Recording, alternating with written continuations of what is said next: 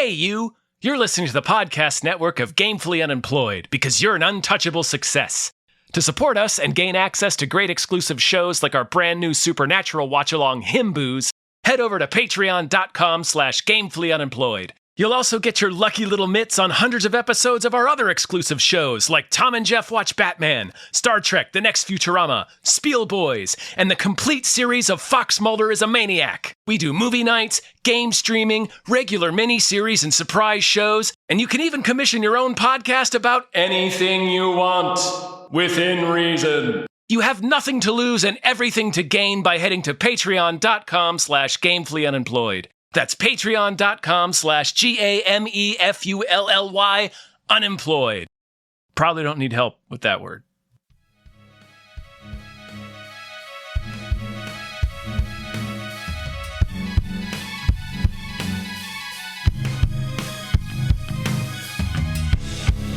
Hypecast mit Tom Reimann und David Bell.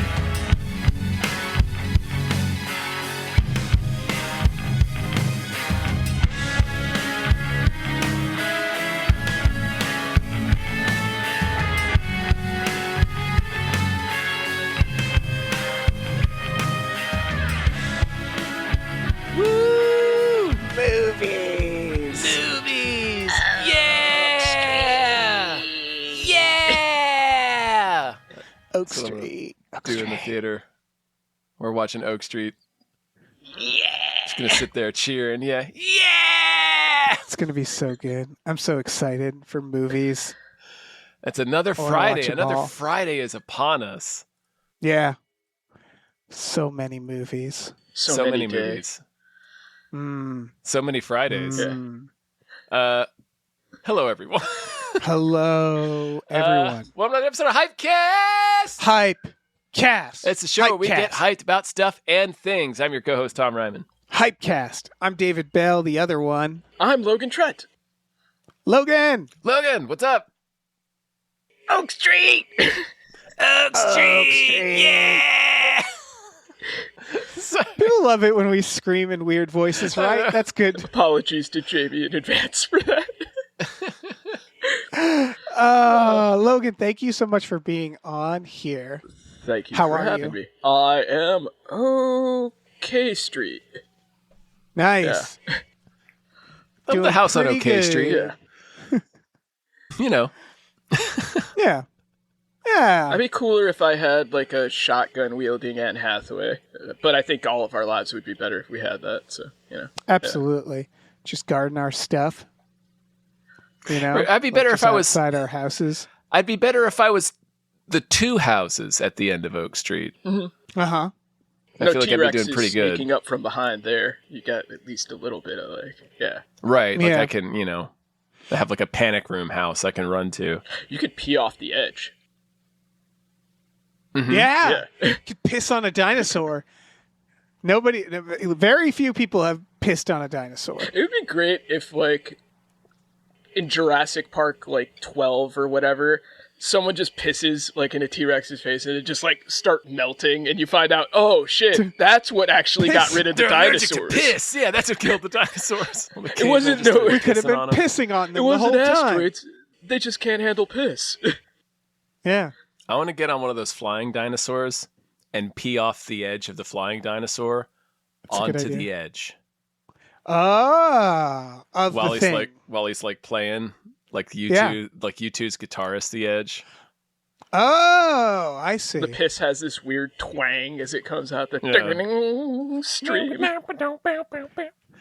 be the pretty cool. end of Oak Street.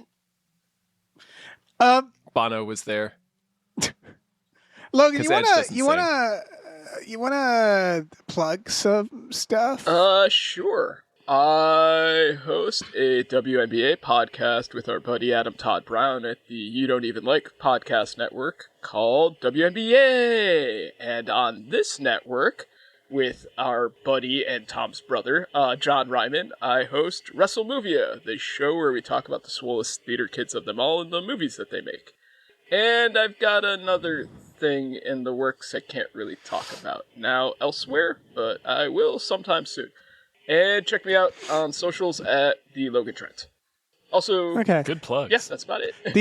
The other thing you have might be one of our producer names. Yes. Okay. So the point is you might be shortly be forced to talk about it. Okay. But welcome. Do you like movies? We Yeah. like movies, right? We were just talking about how we like should hang out movies. sometime. All right, Yeah, I like cool. movies. Like movies, bro? I'm into We movies. got an interesting lineup. It's like oops, all adult drama films. Like there's not a single fucking superhero. Well, it's the end of Today. the summer, so we're getting into like the fall slate. The Oscar shit. Yeah, Yeah. There's the one grups, trailer. Not for the bad. grups to go see. There's one trailer that could have an appearance by a superhero, depending on how it goes in the third act. That's fair. That's true. Should we name and or thank some producers before we get started? Yes. Do we want that? Do we I've want that checked to with happen? the other people. Yes. Okay. Big thank you to @NerdNumberSays. Check out MikeSlater.com for the newest season of You Gotta Check This Out with Logan, Trent, and Atif Myers talking the power fantasy. Is that the thing? Hey, No, that is not the. Well, I am on that, Oh. but that is not the podcast All right. that I'm talking about. Yeah. All right, fair enough. Rad, Thank you to okay. Zero Charisma. Thank you. Thank you. Thank you to 2001 A Space McNulty Odyssey. Thank you. Thank you to A Secret Thing You Know Nothing About. Is that it? Is that the thing? Possibly. Could be. Could be. Thank you to AJ. Thank you. Thank you to Andrew How Presents. Andrew and Andrew watch Twin Peaks. Aw, our Twin Peaks. Thank you to Andrew McGuire. Likes how Tom says Sasquatch. Thank you to As Long as I Got My Suit and Tie. Thank you. And Logan, you're just a man of mysteries. Let me jump in Yeah. here. Thank you to Asking Seven. Thank you. Thank you to be sure to pre-order Jason Pargin's highly controversial new novel, There Are No Giant Crabs in This Novel, a novel of giant crabs. Thank you. Thank you to BLT22EWHVIS-B. Thank you. Thank you to Bootler is looking forward to season 3 of Him Booze. Thank you. Seasons 1 and 2 can take a walk. Thank you to Braxton is busting loose and writing a big old nerd book. Wish me luck. Good luck. Thank you to Brockway loves the meat millie. Thank you. Thank you to Burrito, the skankiest slut in town. Thank you. And thank you to Check Out Jeff has cool cards on the YouTubes for stellar pack breaks and sweet minute rips. Thank you. Thanks. All right. First trailer. This is the big headliner. The only living pickpocket in New York. Yeah, the quiet crime thriller starring John Turturro. Crime drama. Yeah. I like in the description it said, a love letter to New York City. I'm like, oh, that's never been done before. Ooh. This movie, New York's kind of a character, you know? Yeah. It's John Turturro as a pickpocket. He sells shit to his buddy Steve Buscemi, which is like, that is absolutely a role for Steve Buscemi. Yeah. It's like this pawn shop weirdo. They were just sitting around waiting for I feel like several decades until they were old enough to play these characters. I feel like if Yeah. I was on a train and I felt that my wallet was missing and I saw John Turturro on the train, I'd immediately go, him. Yeah. Dude, Just give me my wallet. Yeah, no. It's like, and it's just the most pickpocket-looking man that could exist. Oh yeah. It's perfect casting. Like he just looks shady. John Turturro looks shady. He's been doing it professionally for some time. Yeah. The trailer literally ends with him stealing candy from a baby. I know. I love that. Such a I good love that for touch. him. And then they're doing that Ocean's 11 thing where he like sees a kid on the subway and he's like, "Good lift, kid. Let me give you some pointers." By the way, I'm looking at the IMDb. Jamie Lee Curtis is in this as the boss. I assume because the idea is, I guess he pickpockets the wrong guy, right? He steals something and sells it, and he should not have done that. I genuinely appreciate, because when this started, I was like, oh, is this going to be like indie darling drama about a pickpocket and like, like his life and crap. you know what I Taking mean? stock of his life. Like, is he going to He get has, sad about the daughter he never connected with? Right. Yes. He has like a sick wife. And I was like, and then they're like, and he stole from the wrong guy. And they're after him. And I was And like, I'm oh, like, thank ooh, Christ. now we're talking. Yeah. Yeah. They're gonna beat up Steve Buscemi? Oh. I thought it was. Yeah. I was worried that like after like the openings, it would be like, and then he's at the doctor, and I got arthritis, and now I can't pickpocket no more. Like, yeah. Yeah, exactly. Yeah. Like, listen, I wouldn't say no to it if in the final act he's cornered and they're in an alleyway and they're about to beat him, and then just Spider-Man, just web Spider-Man, just for the one scene, and then he's gone, and we all have to marinate in the fact that this is apparently all in Spider-Man. It's literally the Family Guy joke. Just like everybody gets one. Yeah, fuck it. Thanks, Spidey. There's just like little hints of MCU throughout the movie until you finally get the Spider-Man on there. Why not? Like, you just see like him bumping into fucking John Barathol, and you're like, is that Frank Castle, or is that just regular John Barathol? Is that just John Bernthal in like a cameo? Yeah. Yeah. Like Tombstone is there, like an unmistakable Spider-Man character, like Scorpion. It's just That's when you're like, okay, I'm pretty sure hold this on. is a Spider-Man movie. just out of nowhere, he tries to steal a wallet, and then the guy grabs his arm and just throws him across the thing because it's Wilson Fisk. Just giant Vincent D'Onofrio. Yeah, why not? Getting all weepy about This it. is Noah Sagan's directorial debut. So, And he wrote it. yeah, which, he's the dude from Brick who plays, like, the main bully guy, and then he's been in, like, every Rian Johnson movie since then. So, I noticed. Yeah. I don't know this guy, but but for the record, he made a movie called Blood Relatives before this, and then he was a director on one of the segments in Scare Package, which was like a horror anthology, which seems like a good starting place, horror anthologies. So this is like not his debut, but this feels very different than like he's done like horror stuff before this. like I said, considering his relationship with Rian Johnson and how much I like when Rian Johnson does crime stuff, like straight up crime stuff, I'm hoping that kind of rubs off on him. So hopefully kind of good signs for things. I mean, this just looks good. Yeah. You know what I want to see? does It look reminds me good. of his Tuner. Did you see the trailer for Tuner? Vaguely remember. Right! That's Like the piano another one. tuner? Yeah, that's another one that Yeah. you watch and you go like, this isn't going to be like a fucking touching drama, is it? And they're like, don't worry. Don't worry, Some it's guys are fucking going to not. use his superpower of hearing. They want him to open a fucking- safe, right? Yeah, to open safes. And I'm like, I like like kind of schlock dramas where they're dramas and they take themselves seriously, but they're a little silly. Like this feels like that, where it's like, It's airport novel kind of stuff. Yeah. Melodrama, where it's grounded enough and it's serious enough, but it's popcorn serious. yeah, I'm into that. Yeah, me too. I like this shit.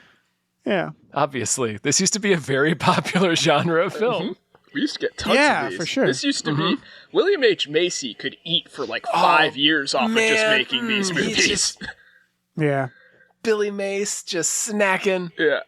Mm-hmm.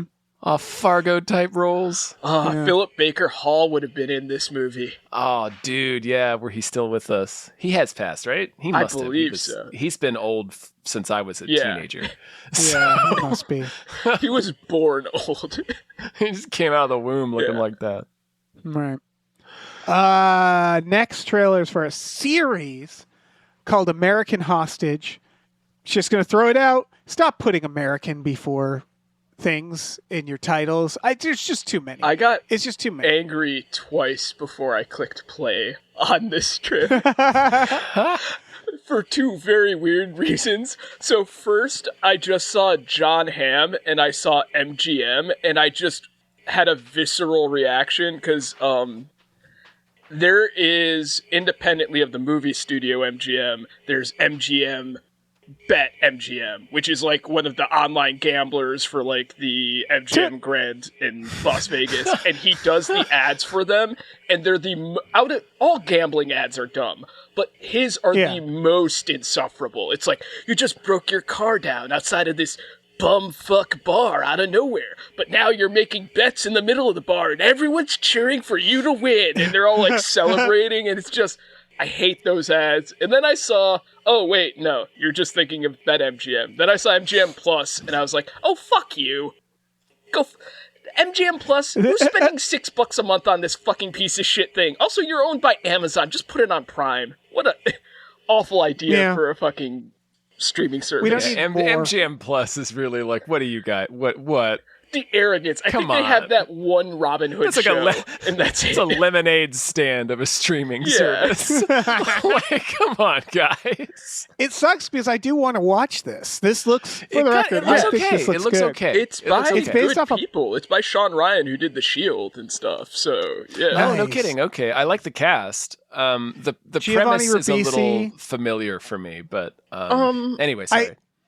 I assume it's based off a true story. I assume, but I don't actually know. It's based off a podcast series, which makes sense. So, It for a says podcast. inspired by a true story. it's It based sounds off like of a little true delayed story, on and us. it's weird because they're like the story that changed everything. And I'm like, I've literally never heard of this story. We would have, like, Right. it feels like something we should have covered at Cracked, but we never did. But, like, yeah, this was in the 70s, and it's real. And this is weird because this is based off of the podcast, so they got the rights to, like, the character that John Hamm is playing. But last year, Gus Van Sant did this exact movie about the Yeah, he hostage did. guy, and he didn't get the rights for John Hamm, so he just casts Coleman Domingo as, like, some random disc jockey. So it's just weird that, like, it's two dueling projects for a thing I've never heard of before. Did you guys hear about That this is story? weird. No. Yeah. This is, I mean, it obviously, the 70s was the golden age of taking hostages. Yes. We loved taking hostages back then. And honestly, better than what a lot of people do now these days with guns. So it's like, yeah, before TSA, people used to just hijack planes all the time. It was fun. They were having fun. Before climate change, Right? hostages were readily available as far as the Right. eye will see. Before woke, Yeah. you used to be able to take yeah, hostages. before woke.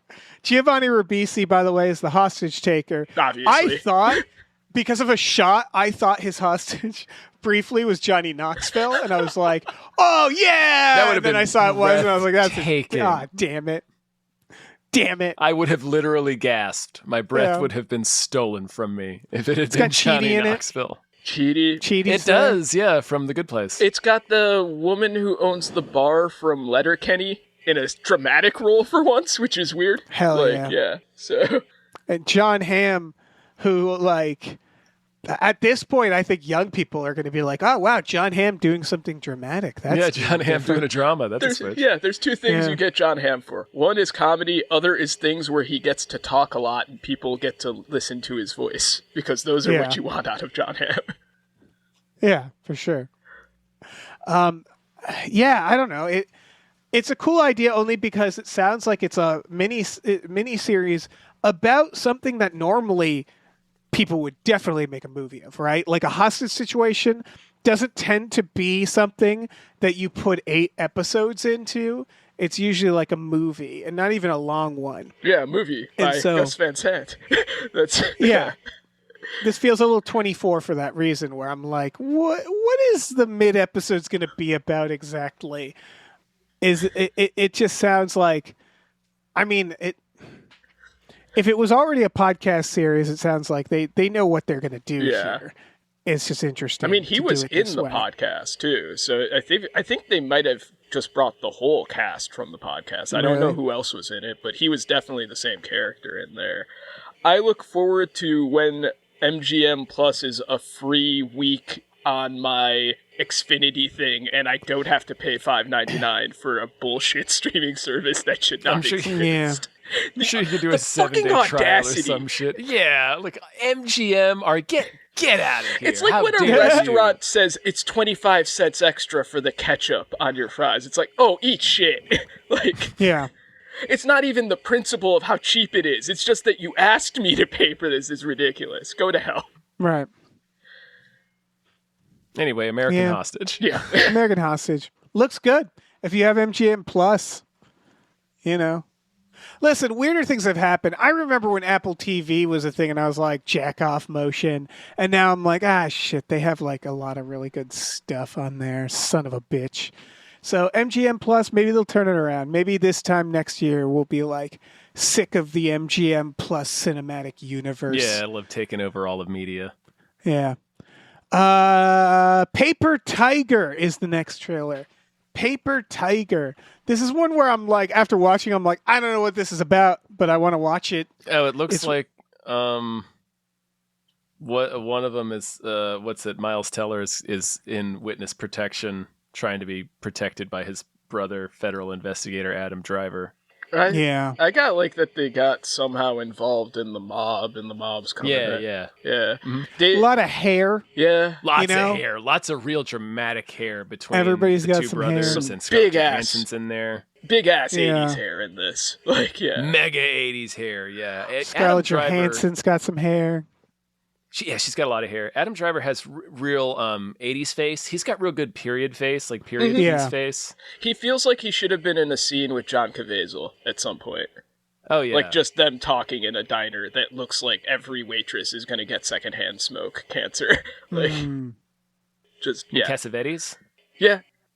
So, this, apparently it was originally supposed to be Jeremy Strong in the Miles Teller role, and I'm very glad that they switched that, because I don't like Jeremy Strong, and he would have been insufferable in this. That would have been a really different vibe. It's tough, man. He's going to get, like, he's playing Zuckerberg now, and you're like, perfect. Nope. Perfect. Not perfect for me. Oh, I'm just like, anybody, like Jeremy Strong, he's got that face where you're like, I want to slap him. My problem with slap this him guy. is that he always, like, when I watch that trailer and, you know, the other actors in it, so they have, what's her name? From Adora, or... the main... From, what, Succession? No, the Zuckerberg trailer. I forget what it's fucking called. Yeah, no. But the other actors in there, I feel them as characters and stuff. Whenever I watch Jeremy Strong, I feel like he's just like, look at me, I'm a character. He feels like he's playing like a serious SNL impression. It just feels weird. I've never He's bought just him as a acting character. too much, you mean? Like, he's Robert like, Downey it's... Jr. in Tropic Thunder. Yeah, like he feels like, I'm see, acting. I'm acting. I am Mark Zuckerberg. See? Me, Zuckerberg. I don't get that from him, but that's a very funny... Like, I guess I can see that, where that anyway, you're coming he's from. not with that. actually in Yeah, this he's movie. not in this, and I'm he's glad not. because Tiger. it makes me more excited to watch this movie, which looks better than that. It looks good. Yeah. It looks good. It looks like it's shot really kind of eerily, like a little it reminded me of a Scorsese thriller a little bit. It also is one of the shots, like the very last shot of the trailer, reminded me of The Raid 2 a little bit. Yeah. It's the guy did Ad Astra, which, say what you will about that movie, and I have. It's not badly directed. I want No. the threat that's chasing them to be a bloodthirsty baboon. Just I'll take it. leaping out like Ad Astra. Just Or Tommy Lee Jones's corpse hurling His through corpse space. rocketing back to Earth. yeah. Either one. Adam Driver someone's has to got keep to. Miles Teller safe from that baboon. Someone's got to make gritty crime thrillers. The baboon has 80s hair. Oh yes, like a mustache, a porno Oh mustache. yeah, real Donnie Brasco hair. But like, I just, Scorsese's not going to be around forever. He's not going to be making crime thrillers forever. And this does feel very Scorsese, like you said, Tom. And it just feels like grimy New York. Yeah, it looks good. Yeah, I'm excited for this. I'm also very excited for the next trailer. I went back and forth. This was a real roller coaster for me. This is the full trailer for Verity, folks. This trailer, Verity. When I saw it, all I could think of is the Oscar the Grouch song. Like, I love it because it's trash. Yeah. When you let your dog out and you see them running for like mud or something, you're like, no, and they've already flipped backwards and are just rolling in that shit, so happy of how garbage is all around their body. That's me in this trailer. It's such trash. Just rolling in filth. Yeah. Okay, so One, someone I know who read the book said the book was kind of trash. So I'm like, ooh, good. Well, like the premise is like I laughed several times during this trailer. There's like so it's many different laughing moments there. Like, yeah. Sorry, Dave. It's Ghost Rider. Anne Hathaway is in a wheelchair, or is she? And she's ghost riding for her who's like paralyzed or locked in. Or Dakota whatever. Johnson is ghostwriting for Dakota- Anne Hathaway. Yes. Dakota Johnson, great, perfect. Like I'm like, yes, give me this slop. It's gonna Josh Hartnett. It's so sexy, he's thriller. back. It's got all the people that you want for this, including its director, who we said it last time. I'm going to say it again because you probably forget because your mind probably wouldn't let you retain the fact that this is directed by Michael Showalter of Stella and Wet Hot American Summer. So like, the fuck? I feel like I'm so excited for that. I feel like he knows that this is trash, and that's like the things that Tom and I were laughing at. I think like 90. Maybe 85% sure that that's intentional because he knows what trash he's making. Like he's also a good director. He's a good He did director. The Big Sick. Yeah. He's not like he's a working director. It seems like he directs things. But I'm just really glad that it's in his hands. Tom, was one of the scenes that you laughed at the part where Anne Hathaway is in the wheelchair, and then Dakota Johnson looks out the window and sees her turning her face with cool dude sunglasses on. And then it's like, oh. Her face is She already ducks turned. down. Is what she sees. Is that her face is already turned? So Where it's did like sunglasses come from? her. What? Also, So her excited head for this. could have just like dropped. Like it's a person who can't move. And like somebody just left their the gravity's a It's her thing. reaction, I think. Yeah, like her reaction is very fun. Just the whole premise that she's like, I have to find Anne Hathaway's voice, or else her fans will know that I'm a fraud, and they'll never. It's like the stakes are already. It's just. And it's Like- going to be so sexy, Oh, and it's going to be such a thriller. Anne Hathaway I wrote in the notes. There's a. Oh, sorry. No, you go ahead. There's a fine line between a gothic thriller and a Lifetime movie. Yes, and and- this rides that line Oh boy, does it! like it's a fucking dinosaur. It I love sexily it. straddles that line. Anne Hathaway's voice in this movie, like the man. affectation she puts on her accent, is like somebody doing a tightrope walk on a razor blade of how crazy between thriller and Lifetime movie it is. But it's that thing where I fully feel like they all kind of know, like it's like that fucking Deepwater movie. It's like just or like the Housemaid. It's anybody making these movies. It's not that they're trying to be like bad, and I don't think the movies are bad. I think that they're going for a specific type of melodrama that is like they know people love because they probably love it, right? Where they're like, oh God, I love that shit. You know, everybody loves the fucking holy shit. Why can't I remember the Verhoeven film? Basic Sharon Instinct? Stone. Basic Instinct shit. Like it's like we all love it, and it's people grew up on it, and I can see them being like, I want it. You know, I want to be part of that. So like, yeah, I don't know. It just looks like exactly the type of slop that I will gobble up. I am just, like I said, yeah, we're gonna like a have to watch dog this. rolling in filth. Just, Yeah, just. fucking give it Yeah. to me. Give me that shit. Fucking. But when they're, it's such a fine line though, because when these suck, they suck hard. yeah. Yeah. Like they're so goofy, and they're just Give like, me well, that this is Hartnett, just though. silly. Yeah, he's back. He's fucking Hartnett back. having a himbo fuck scene in one of these is just, It's perfect. Also, I just want to note that Showalter is also going on to direct Ma 2. I'm really perfect loving for what him. he's what Perfect he's for up him. to. Is she coming back for Ma? Yeah. Okay. I never saw Ma. Well, I still need to. Yeah, okay. Like, that's Her returning is a bit of a surprise. that's why I'm just like, okay. I guess it's not definitive, but Should we talk about God damn every new trailer I'm like, no, this is the one Yeah. I'm most excited for. This is the one. This is the one where I Animals. thought a superhero could show up at some point. This is directed by Ben Affleck. And co-written by Ben Affleck. Yeah.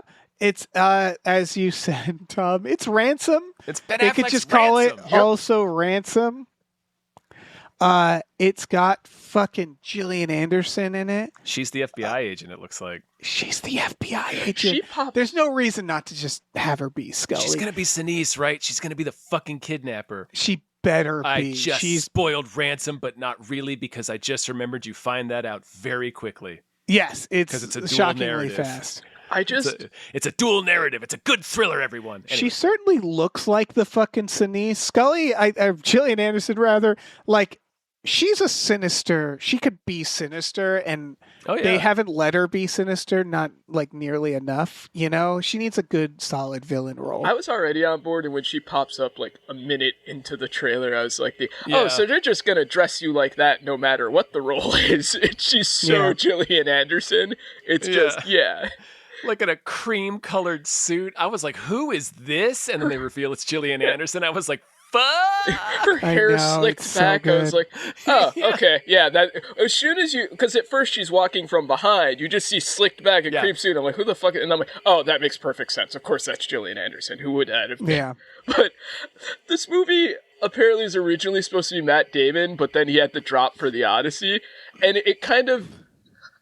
Ben Affleck is a very large man. So just like, of all the people to kidnap children from, it's like, I feel like he has an actual bat cave in his home and is just going to throw you through a brick wall. He is a terrifying human being. Yeah. That's where he keeps all his donkeys, too. Yeah. No, I mean, Man, we keep comparing it to Ransom, right? I mean, the premise of Ransom is they kidnap Mel Gibson's child. Like, what a fucking mistake that would be, right? Yep. Yeah. Man, Matt Damon does I seem guess they're right. desperate. It's apparently, according to the synopsis, he's a mayoral candidate, and I'm like, Matt Damon. I has thought he was mayor like the face. president. No, but Damon has mayor face. He Like, does. He looks He's like got a real mayor. face. That's probably why they wanted him for the Odyssey. It was Yeah. Christopher Nolan was like, he looks like the mayor of a ship. originally, I think it was Sorry, him or Damon and Jen Gardner, and then Affleck took over the lead role, and then she dropped out. But I don't know if that's related to him taking over the lead because he was always directing this. So who knows? Yeah. But yeah, I love that Affleck is now he makes 90s ass movies. The other thing he's doing, as a director and starring in, it looks like, is Witness for the Prosecution, based hell off an Agatha Christie legal thriller. And I'm like, Ben, do you just exist to serve me as a director? He's a Like, dad. He's gonna make dad-ass movies. Yeah. And he's got dad movie face and persona. He's perfect. He does. I was about to say he should do a disaster film, but then I remember he was already in Armageddon, so he already took care of that early on. Yeah, he knocked that one out. So he's got legal thriller, erotic thriller. He has the ransom kidnapping. There's got to be some other stuff he could mine from there. Well, I mean, he can keep doing courtroom dramas. He can do like a fugitive style thing. Yeah. Ben Affleck's The Fugitive. That'd be dope. We need something why where not? it's like The Game. Like a rich dude having to like figure shit out on the run or something. He kind of did Paycheck, but that wasn't his movie. Yeah. I've said this before, is that Ben Affleck and like kind of has the crossover with like a Richard Gere or like a Michael Douglas. Like he kind of fills that space. He has the face of a guy who you could see getting in trouble because of his penis in several different situations, dramatically and like. look at him. You look at Michael Douglas. You're like, that's one dastardly penis. Yep. Literally said this earlier. He looks like a guy who would be talking to a young woman outside of his house, going, "This is my house. You're here with my family. Get the fuck out of here." Like he has that look. I told you, not at my home. Not at my home. Yeah. Big secret family vibes. Like, yeah. Yeah. They said that back Anyway. tattoo says secret family, Ben. Yeah. Fucking Affleck and Gillian Anderson. It's just fuck me. How have him and ScarJo not done a thing together where they just have both weird back tats? Because they both have those. So That's Doing true. voices. Yeah, that's true. All right. Next trailer? yeah. Anyone? Next trailer? Gentle Monster. Gentle Monster. Oh, buddy. This is This looks like a lot. This looks pretty heavy. Yeah.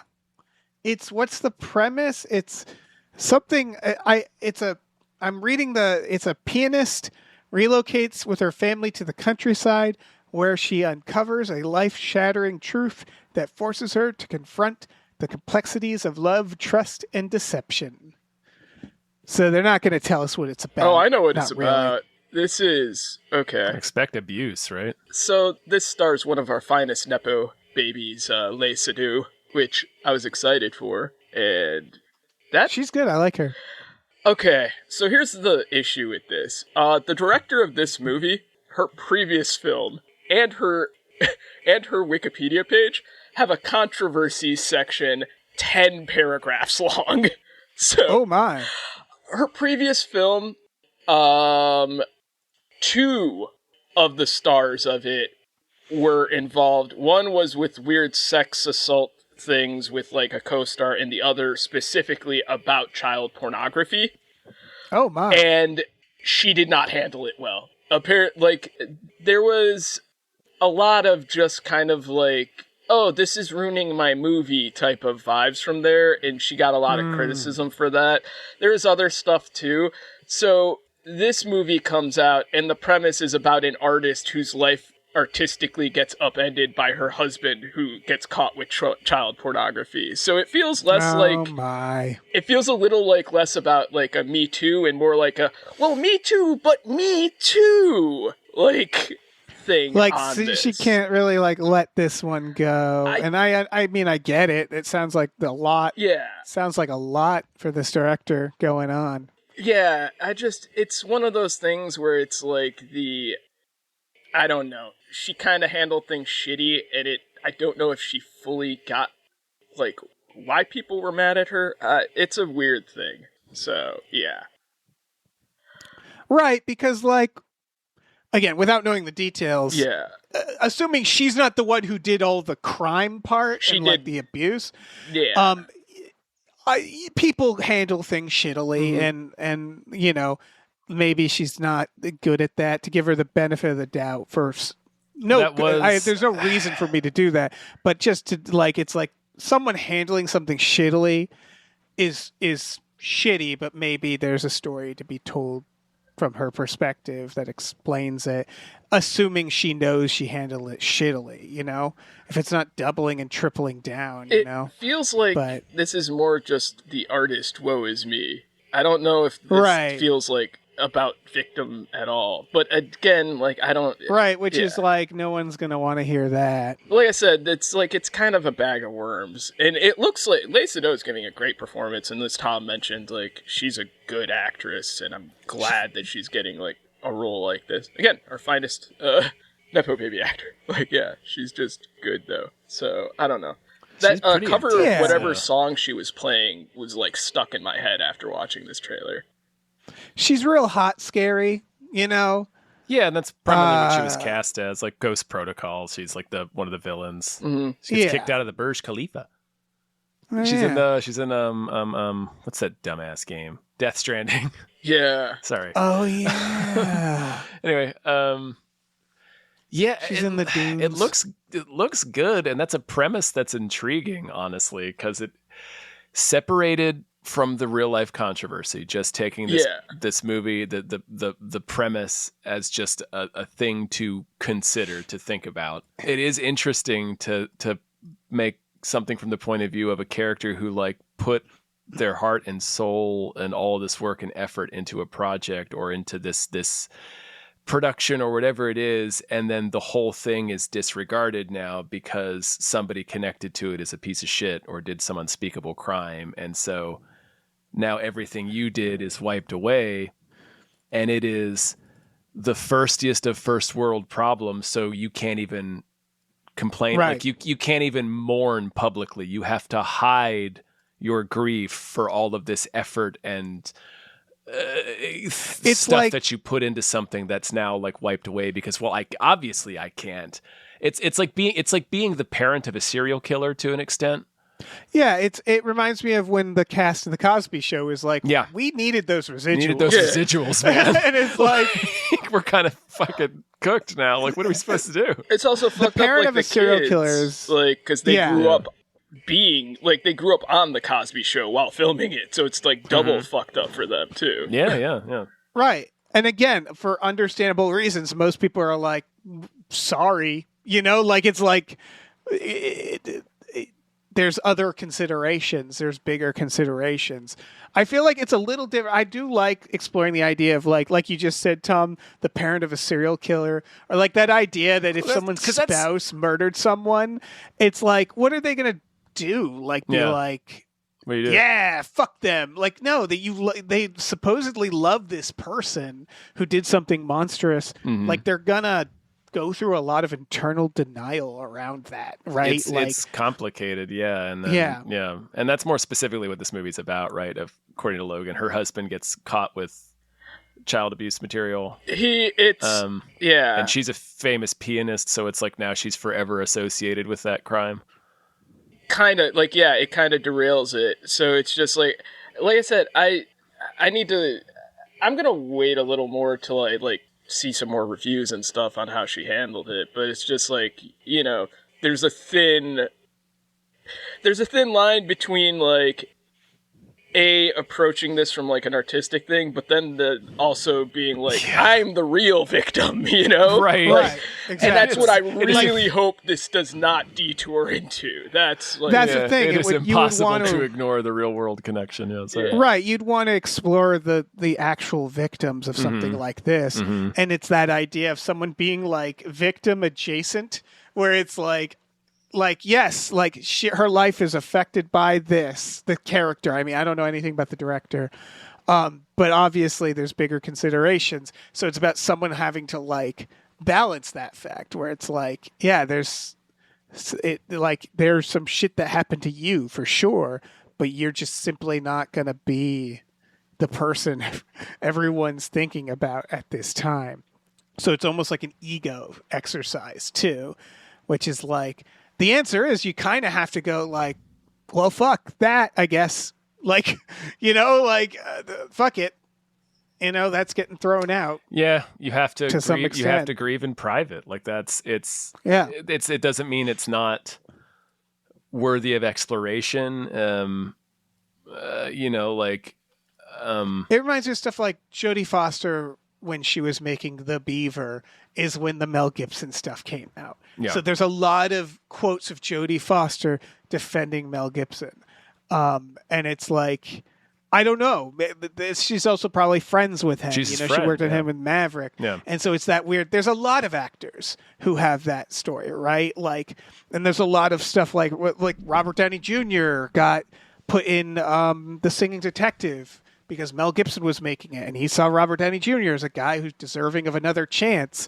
And you could argue that he boosted his career all the way to Iron Man. And it's all these people fucking know each other, and it's this soup that we're on the outside of, that it's very black and white to the public, this stuff. So it is interesting to explore that for sure. Anyway. Gentle Monster. I did not know about all that. I saw this trailer. I was like, that looks really intense. Yeah. It was just because as soon as I saw that, I was like, oh, this is interesting. And then I saw the director. I'm like, wait a minute. Why do I know that name? And I'm like, oh, that's why I know that name. So it's just weird. Interesting. Yeah. Well, let's talk about something lighter. Child witnessing a crime. Yeah. This is Josephene with taters. Got the Channing Tates. He's channed so many Tates in this trailer. He is. I love that he's doing serious shit. And I love that he's good at it. Yeah, he's not bad.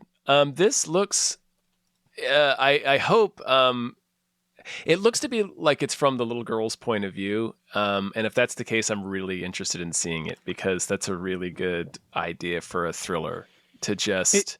Because it seems to be, she sees some crime in the park that she doesn't understand, and she has PTSD from it, and her trauma is causing her to act out in ways that nobody's really understanding, and all the adults are it's just everything seems to be filmed from her eye line, and all the adults are weirdly like oppressive and aggressive and kind of confusing. And that's a really interesting idea to do a thriller from, I think, if that's what this is. It's what it looks like it is. It does, and it sounds like it goes all the way to her testifying. Yeah, there's definitely a courtroom scene. Yeah, and I do think it's not about the crime.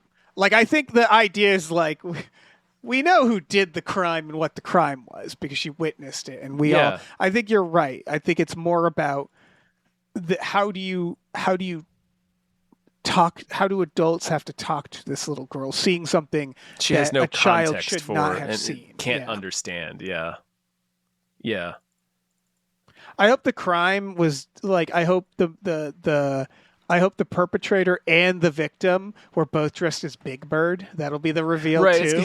So it's like an extra layer of like, okay, so it wasn't actually Big Bird. But yes, Big Bird's real. He's definitely real, but that wasn't Big Bird. That wasn't Santa. Santa's real. Yeah. Because she's a child, it's a crime that, like, nobody cares about, but, like, kids think are, like, a huge crime. Like, it's like someone recording baseball without the express written permission of MLB. Like, all right. She's just having PTSD about that. Like, somebody bootlegging. This is from the director of Soft and Quiet. I still haven't seen that movie. Any movie that she made. Do you guys know what that's about or no? I covered it. We covered Wait, you guys covered it? Or the trailer? On More Hype. On the trailer. Dave brought it in as a More Hype movie. Okay. I haven't watched it you yet. guys It need sounded to go awesome. Man, I don't want to spoil anything, but you memory need on to it's watch that. That's the one about the group of women. Yeah. Group of and women. it's all in real time, and my understanding is it spins out of control. It is essentially watching a hate crime. Interesting. That's all. And you had fun?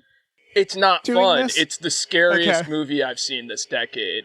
It's like when people talk about, because like, you know, I'm a person of color. Like, this is what I was scared of as a kid. Like, that movie, like, it's terrifying in a way, and it's really examination of that whole specific type of thing white people let slip and stuff. Like, the whole reason that she made that movie was because of the bird watching incident video. Do you guys remember that? Mm-hmm. Yeah. So that's why she did that. And it's just, it's a very hard movie to watch, but it's only like an hour I heard it long. was like a little evil Karen. Well, refresh the listener's memory about the bird watching incident. The bird watching incident was, there was a video, was it around pandemic? There was a black gentleman who used to be an editor at Marvel Comics, actually. And he was bird watching and stuff. And this white Karen starts recording him and just, like, tries to manipulate the situation into, like, him being a villain. And, like, tries to convey that to, like, cops and stuff like that, too. And when clearly he was just bird watching. Like, she was, like, my safety and that type of stuff. Soft and Quiet is very much it tiptoes around that. I don't want to spoil it for stuff because I think it's important that people kind of like watch it without like full knowledge, because it's it's an hour and a half filmed in real time in one take, and all of that is necessary for the experience. But so I would definitely say check that out. Immediately makes this have more appeal because it's like, it just, the subject matter, like you're saying, Tom, the way it's clearly was shot, like from the perspective of this little girl, has a lot of intent, and then it's got taters in it. And like it's got the taters draw. Yeah, what she did in that previous film flipped to this, and how she like is going with very intentional framing of like from a child's perspective is very interesting to me. Like, yeah, I cannot wait to see this. Like, I'm really excited for her career going forward. Yeah. Yeah, this movie looks awesome. Good. Speaking of things we're really excited for, final trailer, Sacrifice. My sacrifice. Can't fucking believe this almost went on More Hype because it doesn't really have, the trailer doesn't have that many views. Folks, the cast is Vincent Cassell, John Malkovich, Anya Taylor-Joy, Sam Richardson, and Chris Evans.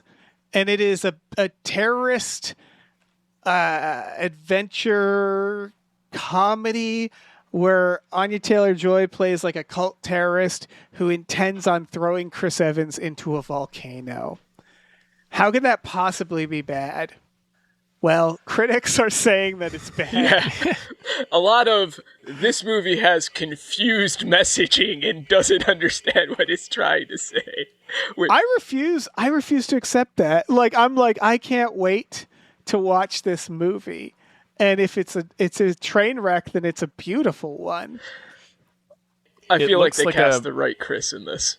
I can't picture any other Chris being definitely. in this role. Yeah, perfect. He's the great at this. He's the best at this kind of like a Zap Brannigan almost. Yeah. This feels like a Joe versus the volcano. Not just in premise, but in execution. Like it looks like a weird, like dark, surreal comedy.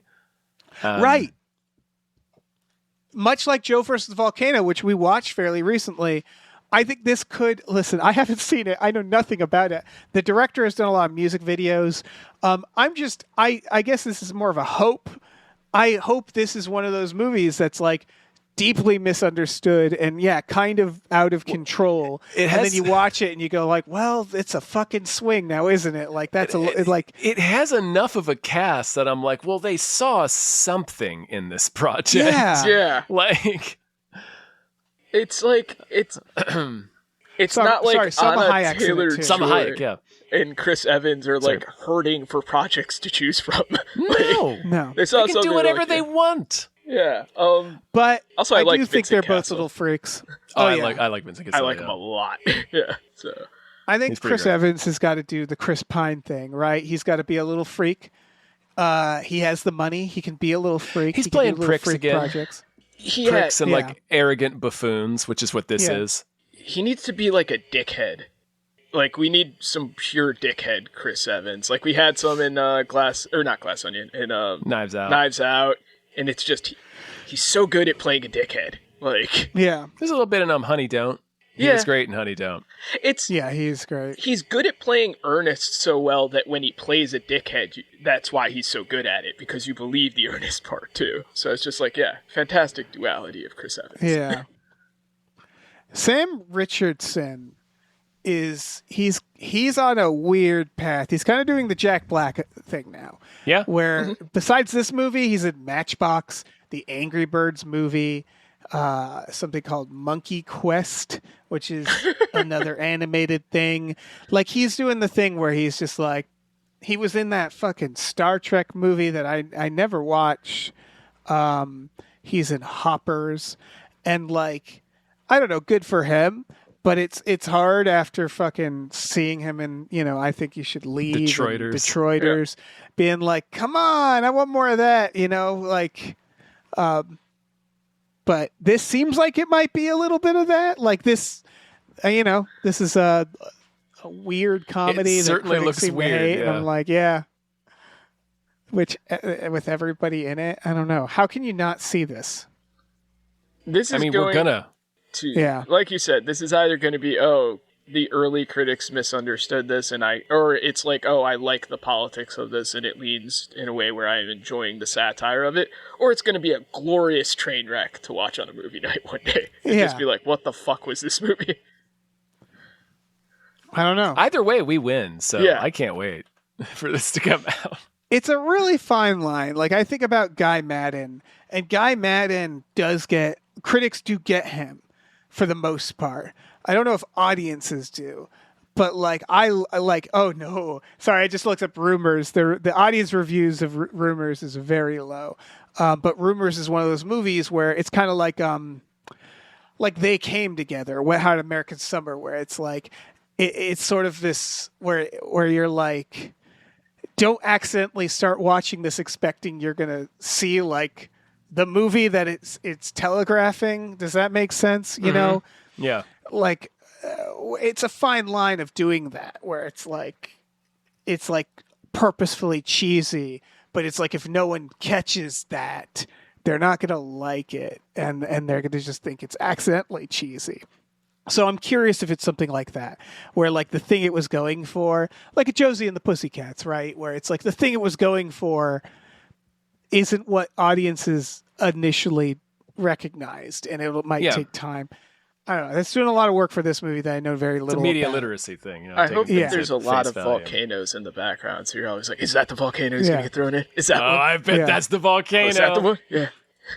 It's a media literacy thing. I would also say it's also on the filmmakers, right? Where Of it's course, like, yeah. you walk in this really fine line where it's like you need to let people know at some point this is what we're doing. I'm talking about the thing you were describing. Oh, with, yeah. with they did it. It's just people didn't understand that that's what they were doing.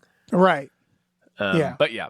But also, like, sometimes with climate change has become a political issue, but sometimes with that, like, it's just author illiteracy.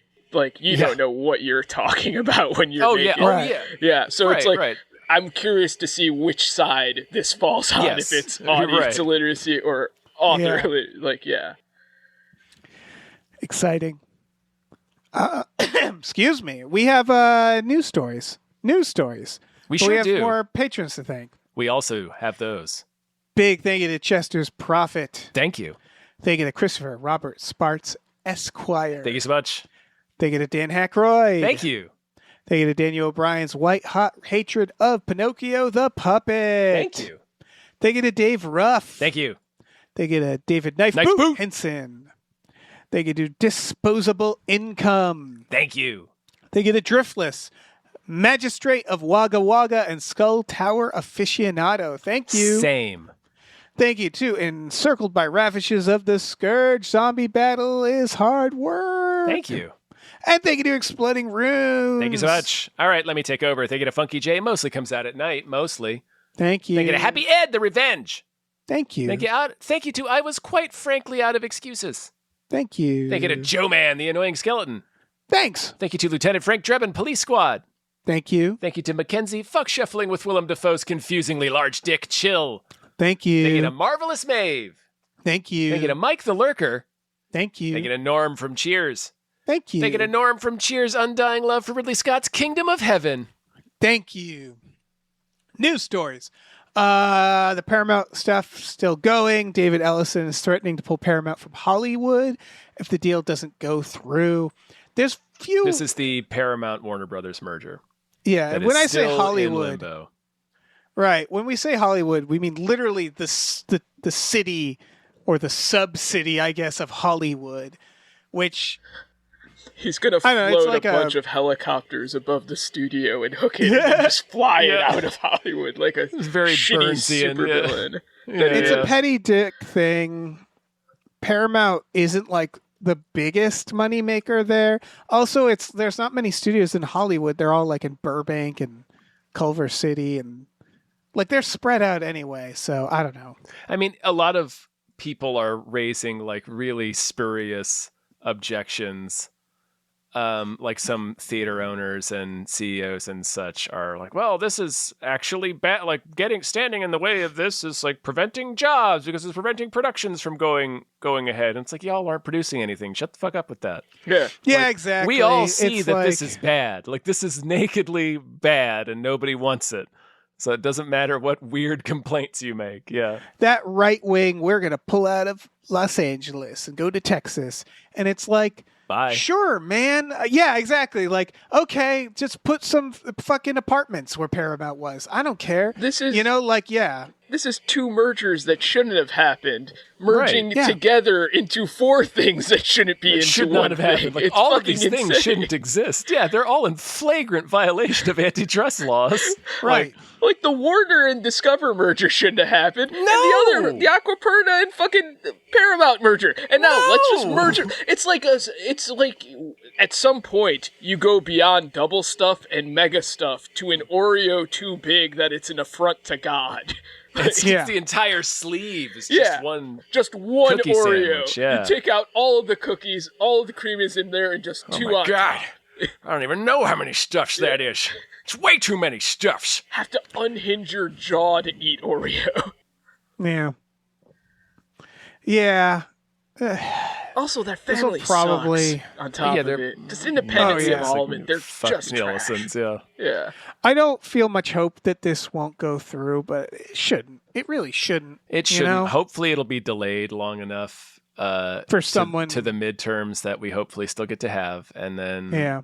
hopefully, if we get to have the midterms and the results are allowed to be certified, we'll Yeah. get somebody in who's maybe actually interested in enforcing antitrust laws and Yeah. will stop this merger.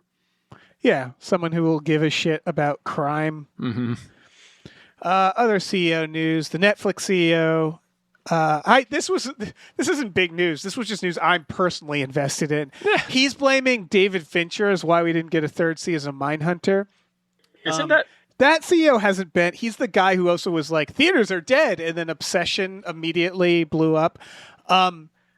I just want to say, Netflix CEO David Fincher, if you're listening, I don't care who started it. Just get us a third season. Make up, of kiss and Mindhunter. make up. Yeah, the kiss and make thing up. is like, I remember this being the reason given when it got canceled to begin with. Like, I remember this from like 4 years ago. It was like, no, Fincher's got too much shit. If he wants to come back, he can come back. But he said he wouldn't come back for like 3 years. I don't remember this being like, and then somehow it devolved into Fincher saying they didn't want to give the money for it. So I don't know what's going on. I there. do Yeah. hate this system. Mindhunter is a really good example, right?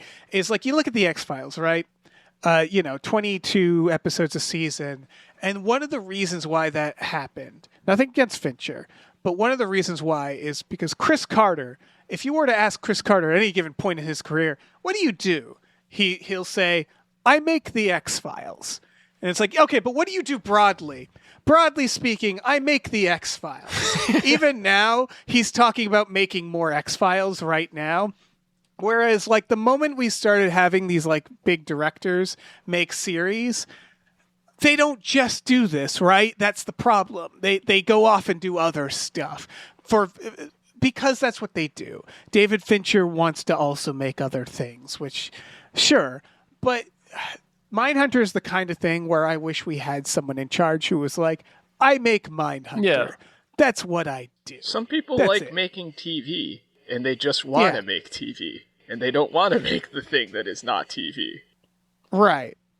And I'm not saying that the CEO is right here. I'm just saying that I could see that being, it's frequently a problem, right? Is like whenever I see like a major celebrity in a TV show for 6 seasons, I'm like, yeah, and when are we going to get season 2 of that, right? Like, when are you going to get them back to finish this? How many years is it going to be? And then you got weirdos like Tom Hardy who just makes like 6 TV shows and never does like a second season afterward. Right. He's got like 5 different eras of him being a gangster in like different Fucking time taboo. periods of London simultaneously happening.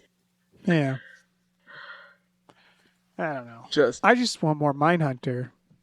yeah, now that guy's one of them's doing more Matrix and Holt McHaney's just being Holt, getting older. All right.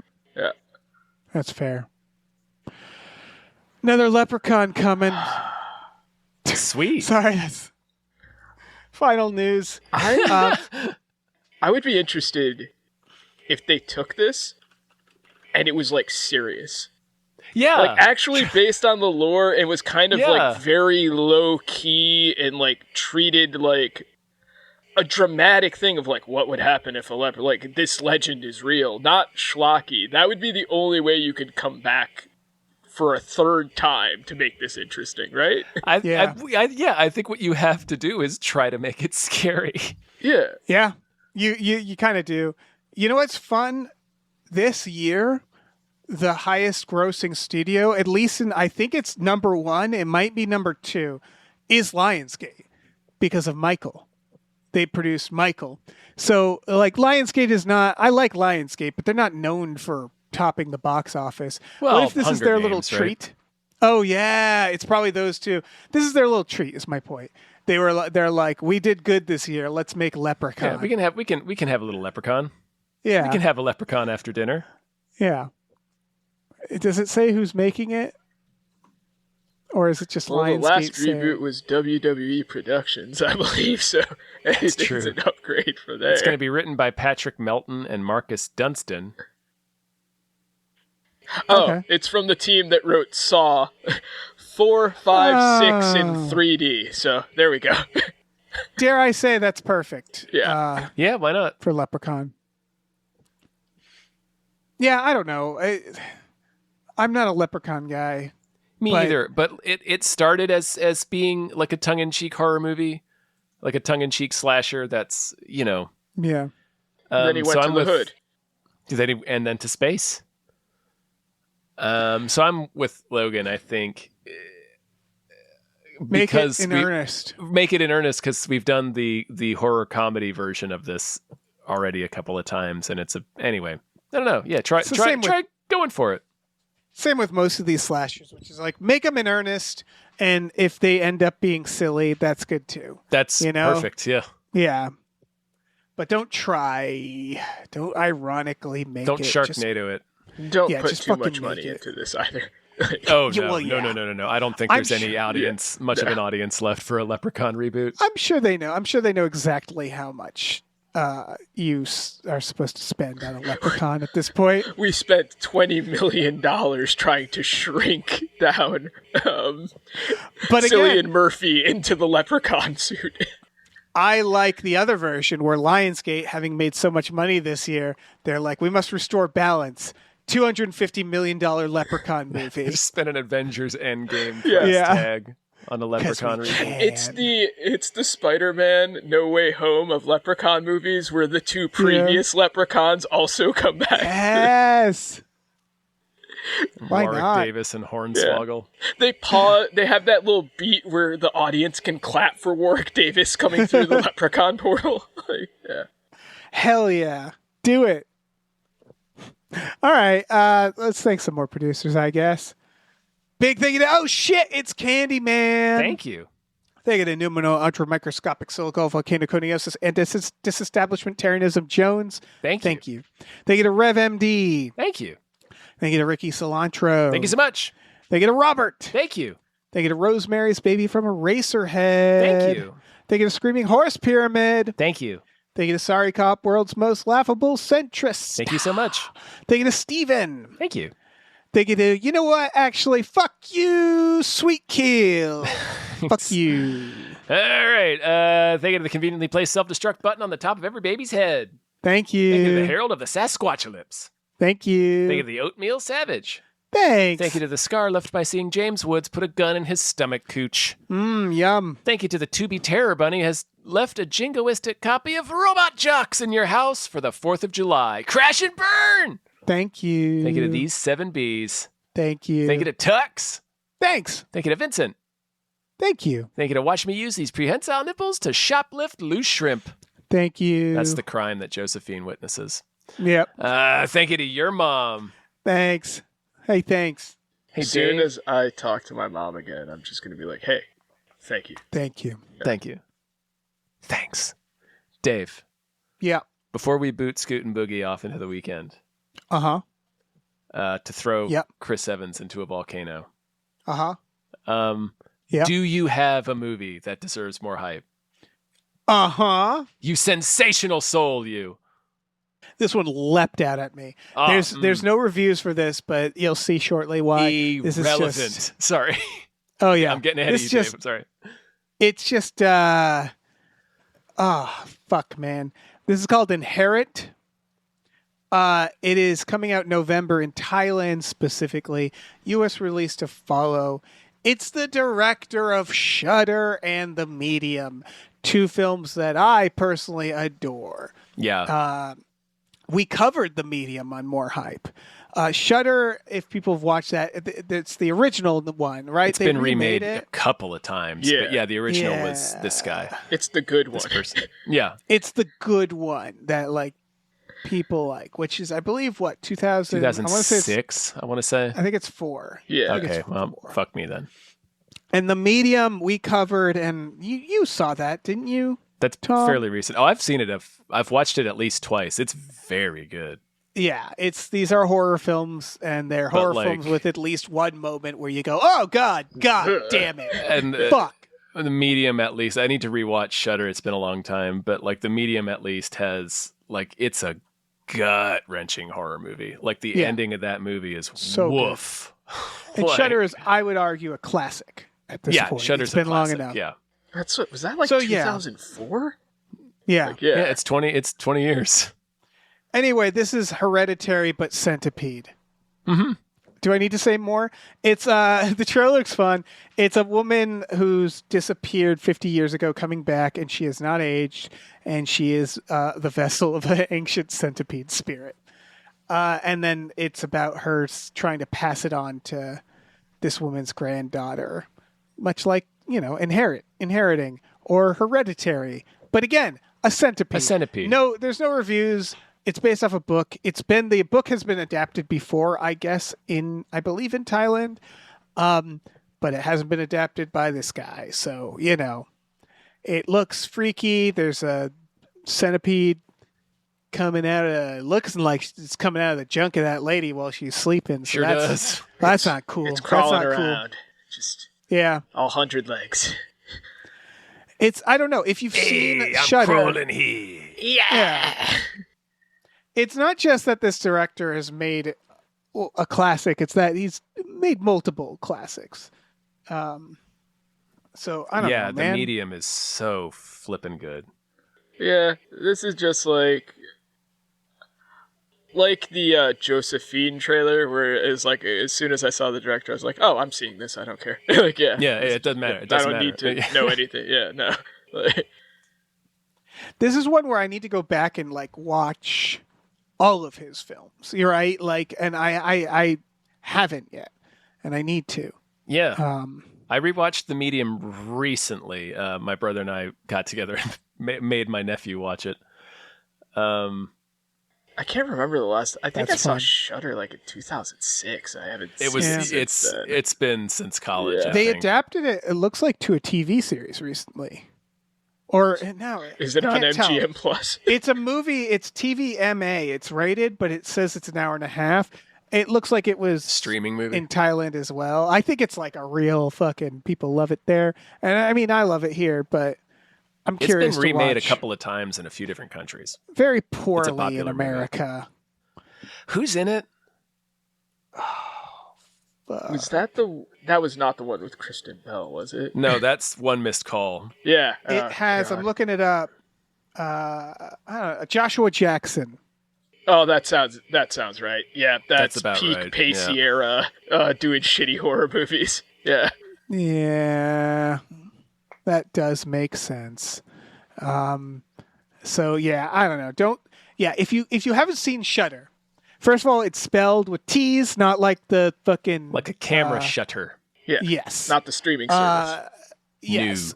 It's not enough to just see the date 2000 and blank. If you're gonna watch Shudder and you haven't seen it, do the one that's 2004, not 2008. For the love of God, the one that's actually not the American version. Yeah, the Thai film. Yes, And you don't need to watch Shutter Island before it. That's a but No, you not connected. could. Not connected. You can watch Yeah. those in any order. Yeah. Anyway, Inherit. Inherit. It's Centipede Hereditary. Inherit. What more is there to say? Hereditary Centipede. Yeah. They should do a it sequel out. where it's a millipede. Just up the stakes. Centipede. Ooh. Millipede. Yeah, why not? Jim Cameron coming in there. Yeah. He erases cent, then he puts Milla, Milla. and then he just adds a Somebody dollar just sign starts for whatever weeping. reason. Yeah. Fox executives just start screaming. That's why he stopped doing Avatar movies. Yeah, he's got to make Millipede. not? That's a sound. We've done it. Woo!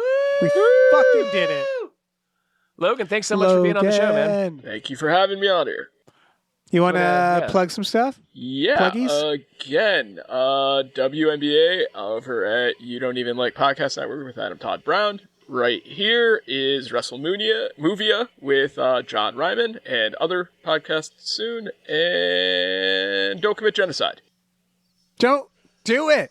Definitely don't do. Try to resist. Teenage genocide, don't do it. Teenage genocide, you blew it. For all you Heather's heads out there. Hell yeah. We have a Patreon, patreon.com/gamefullyunemployed. For $5 a month, you get access to exclusive podcasts on there. Podcasts like Tom and Jeff Watch Batman, Fox Mulder is a Maniac, Star Trek The Next Futurama, Spiel Boys, our new Metalocalypse one, Brutal. Yeah, the Himboos, our Supernatural podcast. We also, if you want to kick down a little more, we watch movies with our patrons every Friday night via our Discord. We Several watch of these 2 movies we will probably watch at some point. Hell yeah. God, yeah. I will be shocked if we do not watch at least like 75% of these films. Yeah. Oh, yeah. Verdict's still out on the Lee Seydoux movie, but we'll see. Yeah. We also have a store. Head over to gamefullyunemployed.com. You can find a link to our Teespring store where we have all kinds of cool original artwork by cool original artists like Michael Vincent Bramley, Starlene Hodge, Justin Brown, and others. So check that out. Please rate and review our podcasts wherever you're listening, and check out our other show, Badical, Badical, also wherever you're listening. Do those things. Also, eat us. Swallow Eat your phone us. while we're playing. Mm-hmm. So Also, we're in your tummy. don't put no centipede inside any of us. We don't want that shit. No. No, I don't want a centipede. I don't want your hereditary centipede. No. That sounds like a song from Heather's. That sounds like a Ramones song. Hereditary centipede. Yeah. Hereditary centipede. It was the failed follow-up to Possum Kingdom by the Dirty. Yeah.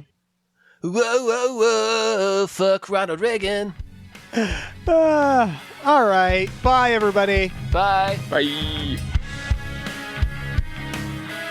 Hey, listen, our music is produced by Chris Corlew. You can find him on twitter.com as The Corlew, or go to shipwreckedsailor.bandcamp.com. Our channel artwork is produced by Michael Vincent Bramley. For more of his work, go to mvbramley.art. Our episode artwork is by Justin Brown, available on Twitter as Justin T. Brown or at artnessbyjustinbrown.com. And finally, additional artwork is by Starlene Hodge. You can find her work at starlenearts.com or on Twitter as StarleneX. Cool. Goodbye.